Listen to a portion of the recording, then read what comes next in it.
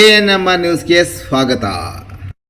ಚಿಂತಾಮಣಿಯ ಹೆಸರಾಂತ ಡೆಕ್ಕನ್ ಆಸ್ಪತ್ರೆ. ನಮ್ಮಲ್ಲಿ ಜನರಲ್ ಮೆಡಿಸಿನ್, ಸಾಮಾನ್ಯ ಶಸ್ತ್ರಚಿಕಿತ್ಸೆ, ಅಡ್ವಾನ್ಸ್ ಲ್ಯಾಪ್ರೋಸ್ಕೋಪಿಕ್ ಶಸ್ತ್ರಚಿಕಿತ್ಸೆ, ಗ್ಯಾಸ್ಟ್ರೋಎಂಟರಾಲಜಿ, ಮೂಳೆ ಚಿಕಿತ್ಸೆ, ಪ್ರಸೂತಿ ಮತ್ತು ಸ್ತ್ರೀರೋಗ ಶಾಸ್ತ್ರ, ಮಕ್ಕಳ ಚಿಕಿತ್ಸೆ, ದಂತ ಚಿಕಿತ್ಸೆ, ಕಿವಿ, ಮೂಗು ಮತ್ತು ಗಂಟಲು, ಮೂತ್ರಶಾಸ್ತ್ರ ಚಿಕಿತ್ಸೆ, ನರವಿಜ್ಞಾನ, ನಾಳಿಯ ಮತ್ತು ಎಂಡೋವ್ಯಾಸ್ಕ್ಯುಲರ್, ನೆಫ್ರಾಲಜಿ, ಡಯಾಲಿಸಿಸ್, ಬೌಲ್ ಚಿಕಿತ್ಸೆ, ರೇಡಿಯಾಲಜಿ, ಎಂಡೋಸ್ಕೋಪಿ ಲಭ್ಯ. ಸೌಲಭ್ಯಗಳು: general ward, private ward, twin sharing ward, day care, ತುರ್ತು ward, 3 modular OT, step down ICU, ಜೊತೆಗೆ ಪ್ರಮುಖ ವಿಮಾ ಕಂಪನಿಗಳೊಂದಿಗೆ ನಗದು ರಹಿತ ಸೇವೆ ಲಭ್ಯ. ಎಪಿಎಂಸಿ ಮಾರುಕಟ್ಟೆ ಬಳಿಯ ಲಾಡ್ಜ್ ಮೇಲೆ ಪೊಲೀಸ್ ದಾಳಿ, ವೇಶ್ಯಾವಾಟಿಕೆ ದಂಧೆ ಪತ್ತೆ, 5 ಮಹಿಳೆಯರ ರಕ್ಷಣೆ. ಕೋಲಾರ ನಗರದ ಎಪಿಎಂಸಿ ಮಾರುಕಟ್ಟೆಯ ರಸ್ತೆಯ ಬಳಿ ಇರುವ ಖಾಸಗಿ ಲಾಡ್ಜ್ ಒಂದರ ಮೇಲೆ ಕೋಲಾರ ಪೊಲೀಸರು ಭರ್ಜರಿ ದಾಳಿ ನಡೆಸಿದ್ದು, ಅಕ್ರಮವಾಗಿ ನಡೆಯುತ್ತಿದ್ದ ಬೃಹತ್ ವೇಶ್ಯಾವಾಟಿಕೆ ದಂಧೆಯನ್ನು ಪತ್ತೆ ಹಚ್ಚಿದ್ದಾರೆ. ಕಾರ್ಯಾಚರಣೆ ವೇಳೆ ದಂಧೆಯನ್ನು ಕಪಿಮುಷ್ಟಿಯಲ್ಲಿ ಸಿಲುಕಿದ್ದ 5 ಹೊರ ರಾಜ್ಯ ಹಾಗೂ ಸ್ಥಳೀಯ ಮಹಿಳೆಯರನ್ನು ಯಶಸ್ವಿಯಾಗಿ ರಕ್ಷಿಸಲಾಗಿದೆ. ಕಳೆದ ಕೆಲವು ದಿನಗಳಿಂದ ಈ ಲಾಡ್ಜಿನಲ್ಲಿ ಶಂಕಾಸ್ಪದವಾಗಿ ಜನರ ಓಡಾಟವಿರುವ ಬಗ್ಗೆ ಮತ್ತು ವ್ಯವಸ್ಥಿತವಾಗಿ ವೇಶ್ಯಾವಾಟಿಕೆ ದಂಧೆ ನಡೆಯುತ್ತಿರುವ ಕುರಿತು ಜಿಲ್ಲಾ ಪೊಲೀಸ್ ಇಲಾಖೆಗೆ ರಹಸ್ಯ ಮಾಹಿತಿ ಲಭ್ಯವಾಗಿತ್ತು. ಈ ಹಿನ್ನೆಲೆಯಲ್ಲಿ ಹಿರಿಯ ಪೊಲೀಸ್ ಅಧಿಕಾರಿಗಳ ಮಾರ್ಗದರ್ಶನದಲ್ಲಿ ವಿಶೇಷ ಪೊಲೀಸ್ ತಂಡವು ಹಠಾತ್ ದಾಳಿ ನಡೆಸಿದೆ. ದಾಳಿಯ ವೇಳೆ ದಂಧೆ ನಡೆಸುತ್ತಿದ್ದ ದಲ್ಲಾಳಿಗಳು ಹಾಗೂ ಗ್ರಾಹಕರನ್ನು ಪೊಲೀಸರು ಸ್ಥಳದಲ್ಲೇ ಬಂಧಿಸಿದ್ದಾರೆ. ಬಂಧಿತರಿಂದ ದಂಧೆಗೆ ಬಳಸುತ್ತಿದ್ದ ಮೊಬೈಲ್ ಫೋನ್ಗಳು, ಸಾವಿರಾರು ರೂಪಾಯಿ ನಗದು ಹಾಗೂ ಇತರೆ ಸಾಮಗ್ರಿಗಳನ್ನು ವಶಪಡಿಸಿಕೊಳ್ಳಲಾಗಿದೆ. ಇನ್ನು ಲಾಡ್ಜಿನ ಮಾಲೀಕರು ಮತ್ತು ಮ್ಯಾನೇಜರ್ ಶಾಮೀಲಾಗಿರುವ ಬಗ್ಗೆಯೂ ಪೊಲೀಸರು ತನಿಖೆ ಕೈಗೊಂಡಿದ್ದಾರೆ. ರಕ್ಷಿಸಲ್ಪಟ್ಟ 5 ಮಹಿಳೆಯರನ್ನು ಸುರಕ್ಷಿತವಾಗಿ ಸರ್ಕಾರಿ ಸ್ವಾಮ್ಯದ ಮಹಿಳಾ ಪುನರ್ವಸತಿ ಕೇಂದ್ರಕ್ಕೆ ಕಳಿಸಿಕೊಡಲಾಗಿದೆ. ಅವರಿಗೆ ಸೂಕ್ತ ಕೌನ್ಸಿಲಿಂಗ್ ಹಾಗೂ ರಕ್ಷಣೆ ಒದಗಿಸಲಾಗುವುದು ಎಂದು ಪೊಲೀಸ್ ಮೂಲಗಳು ತಿಳಿಸಿವೆ. ಈ ಸಂಬಂಧ ಕೋಲಾರ ಪೊಲೀಸ್ ಠಾಣೆಯಲ್ಲಿ ಪ್ರಕರಣ ದಾಖಲಾಗಿದ್ದು, ತನಿಖೆ ಮುಂದುವರೆದಿದೆ. ಸಾರ್ವಜನಿಕ ಪ್ರದೇಶ ಹಾಗೂ ಮಾರುಕಟ್ಟೆಯಂತಹ ಜನನಿಬಿಡ ಜಾಗದ ಬಳಿಯೇ ಇಂತಹ ದಂಧೆ ನಡೆಯುತ್ತಿರುವುದು ಸ್ಥಳೀಯರಲ್ಲಿ ಆತಂಕ ಮೂಡಿಸಿದ್ದು, ಪೊಲೀಸರು ಈ ದಿಟ್ಟ ಕ್ರಮಕ್ಕೆ ಸಾರ್ವಜನಿಕ ವಲಯದಲ್ಲಿ ಶ್ಲಾಘನೆ ಸಹ ವ್ಯಕ್ತವಾಗಿದೆ.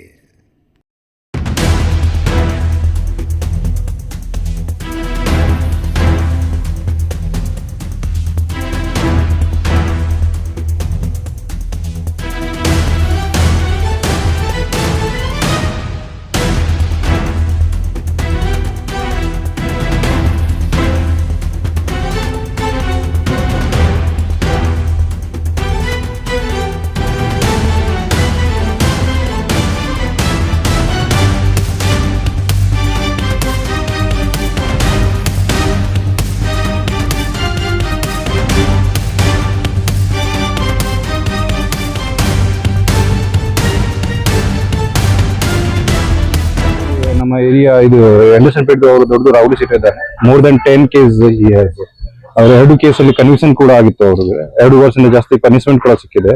ಈಗ ಅವ್ರಿಗೆ ಗಡಿಪಾರ ಮಾಡಿದ್ವಿ. ಈಗ ನಮ್ಮ ಜನರಿಂದ ಕಂಪ್ಲೇಂಟ್ ಬಂದಿತ್ತು, ಅಲ್ಲಿ ಅವ್ರಿಗೆ ಬೆದರಿಸಿ ಅವ್ರಿಗೆ ಹಫ್ತಾ ವಸೂಲಿ ಮಾಡ್ತಾ ಇದ್ರು. ಆ ಕಾರಣದಿಂದ ಒಂದು ಎಕ್ಸ್ಟ್ರಾರ್ಷನ್ ಎಫ್ಐಆರ್ ಕೂಡ ರಿಜಿಸ್ಟರ್ ಆಗಿತ್ತು. ಅವರು ಗಡಿಪಾರ್ ಮಾಡಿ ಆನಂದ್ ಒಂದು ಪೊಲೀಸ್ ಲಿಮಿಟ್ ಇಲ್ಲಿ ಕಲಬುರಗಿ ಡಿಸ್ಟ್ರಿಕ್ಟ್ ಅಲ್ಲಿ ಅವ್ರಿಗೆ ಗಡಿಪಾರ ಆಗಿತ್ತು. ಈಗ ಅವರು ಗಡಿಪಾರ ವೈಲೇಷನ್ ಮಾಡಿ ಇಲ್ಲಿ ಬಂದಿದ್ದಾರೆ. ಅವರು 16th ಡೇಟ್ ಹೇಳ್ತಾರೆ, 16th ಮೇಗೆ 10 ದಿವಸ ಎಕ್ಸಾಮ್ಷನ್ ತಗೊಂಡಿದ್ದಾರೆ. ಬಟ್ ಅವರು ಆ ಡೇಟಿನ ಮುಂಚೆ ಗಡಿಪಾರ ಉಲ್ಲಂಘನೆ ಮಾಡಿದ್ದಾರೆ. ಮತ್ತೆ ಇಲ್ಲಿ ಒಂದು ಎಫ್ಐಆರ್ ರಿಜಿಸ್ಟರ್ ಆಗಿತ್ತು, ಇಲ್ಲಿ ಎಕ್ಸ್ಟ್ರಾಕ್ಷನ್ ಕೇಸ್ದು. ಅದು ಎಫ್ಐಆರ್ ರಿಜಿಸ್ಟರ್ ಆಗಿದ್ದ ಕಾರಣದಿಂದ ನಮ್ಮ ಅಂಡರ್ಸ್ಟ್ಯಾಂಡ್ ಪೇಟ್ ಸಬ್ ಇನ್ಸ್ಪೆಕ್ಟರ್ ಅವ್ರಿಗೆ ಇನ್ಕ್ವೈರಿಗೆ ಕರೆಸಿದ್ದಾರೆ. ಅವರು ಬಂದಿಲ್ಲ. ಅವರು ಆವಾಗ ಕರುವಾಗ ಅವ್ರಿಗೆ ಅಂಡರ್ಸ್ಟ್ಯಾಂಡ್ ಪೇಟ್ ಸಬ್ ಇನ್ಸ್ಪೆಕ್ಟರ್ಗೆ ಬೈದಿದ್ದಾರೆ. ಮತ್ತೆ ನಮ್ಮ ಆಫೀಸಲ್ಲಿ ಏನು ಕೆಲಸ ಇತ್ತು ಅಲ್ಲಿ ಅಡ್ಡ ಹಾಕಿದ್ದಾರೆ. ಅಲ್ಲಿ ಅವರು ಪೋಸ್ಟ್ ಮಾಡಿ ಅವನು ಬೈದಿದ್ದಾರೆ, ಅದು ಎಲ್ಲ ಮಾಡಿದ್ದಾರೆ. ಆ ಕಾರಣದಿಂದ ನಾವು ಎಕ್ಸ್ಟ್ರಾ ಫೋರ್ಸ್ ಕಳಿಸಿ ಅವರಿಗೆ ಅಲ್ಲಿಂದ ಅರೆಸ್ಟ್ ಮಾಡಿದ್ದೀವಿ. ಈಗ ಅವ್ರಿಗೆ ಮುಂದಿನ ಪ್ರೊಸೀಜರ್ ಮಾಡಿ ಮೆಡಿಕಲ್ ಚೆಕ್ಅಪ್ ಮಾಡಿ ಜುಡಿಷಿಯಲ್ ಕಸ್ಟಡಿಗೆ ಕಳಿಸಿದ್ದೀವಿ. ಮತ್ತೆ ಅವ್ರದ್ದು ಏನು ಘಟನೆ ನಡೆದ ಇತ್ತು ಚರ್ಚಲ್ಲಿ, ಅದ್ರ ಬಗ್ಗೆ ಕೂಡ ಒಂದು 353 IPC ಪ್ರಕಾರ ಒಂದು ಕೇಸ್ ರಿಜಿಸ್ಟರ್ ಆಗಿದೆ. ಅದು ನಾವು ಕೂಡ ಮುಂದೆ ತನಿಖೆ ಮಾಡ್ತೀವಿ. ಅವರು ಹೊರಗಡೆ ಬಂದ ನಂತರ ಮತ್ತೆ ಇನ್ನೂ 1 ವರ್ಷ ಅವರು ಗಡಿಪಾರ ಆದೇಶ ಇದೆ. ಬಂದ ನಂತರ ಅವ್ರಿಗೆ ಮತ್ತೆ ಗಡಿಪಾರ ಮಾಡಿ ಅವ್ರಿಗೆ ಆನಂದಿಗೆ ಕರೆಸ್ತೀವಿ. ಮುಂದೆ ಕೂಡ ಅವರು ಕುಟುಂಬದಿಂದ ಕೂಡ ಈ ತರ ಕೆಲವು ಬದಿರ್ತಾರೆ, ಈ ತರ ನಮ್ಗೆ ಮಾಹಿತಿ ಬಂದಿದೆ. ಅವರಿಗೆ ಕೂಡ ನಮ್ಮ ಇಲಾಖೆಯಿಂದ ಕ್ಲಿಯರ್ ವಾರ್ನಿಂಗ್ ಇದೆ, ಯಾವುದು ಈ ತರ ಯಾರಿಗೆ ಬದಲಿಕ್ಕೆ ಅವಶ್ಯಕತೆ ಇಲ್ಲ. ನಾವು ಕಾನೂನು ಪ್ರಕಾರ ಅವರ ಸೂಕ್ತ ಕ್ರಮ ಅವ್ರ ಮೇಲೆ ತಗೊಳ್ತೀವಿ. ಯಾರಿಗೆ ಏನಾದ್ರು ಸಮಸ್ಯೆ ಇದೆ ಅವರು ನಮ್ಗೆ ಅವರು ಮನವಿ ಕೊಡ್ಬೋದು, ಅಥವಾ ನಮ್ಮ ಕೋರ್ಟ್ಗೆ ಅವರು ಅವ್ರನ್ನ ಅಬ್ಜೆಕ್ಷನ್ ಅವರು ಸಲ್ಲಿಸಬಹುದು. ಮತ್ತೆ ಬೇರೆ ಯಾರಿಗೆ ಬೆದರಲಿಕ್ಕೆ ಈ ತರ ಯಾರು ಪ್ರಯತ್ನ ಮಾಡ್ತಾರೆ ಅವ್ರು ಖಂಡಿತವಾಗಿ ಸೂಕ್ತ ಸ್ಟ್ರಿಕ್ಟ್ ಆಕ್ಷನ್ ನಾವು ತಗೊಳ್ತೀವಿ. ಈ KGF ಜನರು ಎಲ್ಲ ಭಯ free, they should feel free to give complaint and this ನಮ್ಮ ರೌಡಿ ಫ್ರೀ ಮಾಡ್ಲಿಕ್ಕೆ ನಾವು ಕಂಟಿನ್ಯೂಸ್ ನಾವು ಇದು ಕ್ರಮ ನಾವು ತಗೊಳ್ತಾ ಇರ್ತೀವಿ.